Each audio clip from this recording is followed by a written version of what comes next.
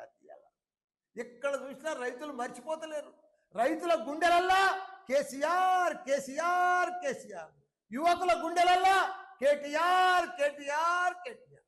అంత పని చేసిండ్రు, అంత అభివృద్ధి చేసిండ్రు, అంత డెవలప్ చేసిండ్రు. ఇప్పుడు చూస్తే 22 నెలలు అయ్యింది, ఎక్కడ చూసినా ఘోరమే. యాడేసిన గొంగడి ఆడనే. ఎక్కడ ఒక రియల్ ఎస్టేట్ దానికి పోతే అయితే ఒక ప్లాట్ అమ్మతలేదు, ఒక అపార్ట్మెంట్ అమ్మతలేదు, ఒక గజం అమ్మతలేదు. రైతులైతే బిడ్డ పెళ్లి చేస్తే కూడా అప్పుడు పోతలేదు. అంత ఘోరం అయిపోయింది. అసలు కరోనా కంటే కూడా అధ్వానమై. కరోనా మంచిగుండే, కరోనా 2 ఏళ్ళు వచ్చినా ప్లాట్లు అమ్మినాయి, బిజినెస్ అయింది, వ్యాపారాలు నడిచినాయి, అన్ని బంద్ ఉన్నా నడిచినాయి, పైసలు ఆడినాయి. ఇప్పుడు అసలు పైసలే ఆడతలేవు, పైసలే కనిపిస్తలేవు. ఓ మాయమైనట్టేనా, ఓ మంత్రం చేసినట్టేనా, ఇదంతా ఎందుకైంది వచ్చిందంతా అని అందరు ప్రజలందరూ కూడా డిస్కషన్ వచ్చారు.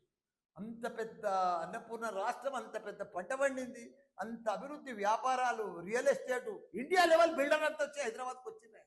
ఎత్తైన 58 అంతరాల బిల్డింగ్లు కట్టిరు.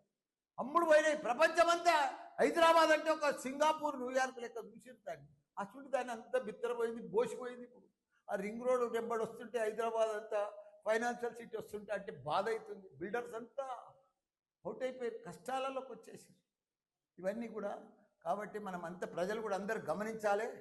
కాంగ్రెస్ ప్రభుత్వం ఇచ్చిన మాటలను వాళ్ళని ఈ ఎలక్షన్లల్లా, రాబోయే ఎలక్షన్లల్లా ఘోరంగా మనమంతా కూడా వాళ్ళకు ఓటు వేయకుండా ఓటుతోటే బుద్ధి చెప్పి మనం మళ్ళా బీఆర్ఎస్ ప్రభుత్వాన్ని గెలిపించుకోవాలి.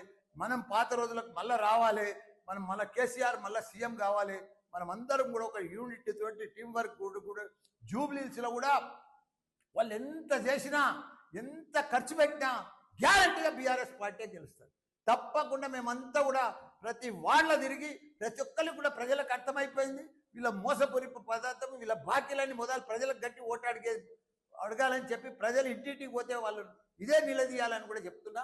అందరికి కూడా జై తెలంగాణ, జై కేసీఆర్.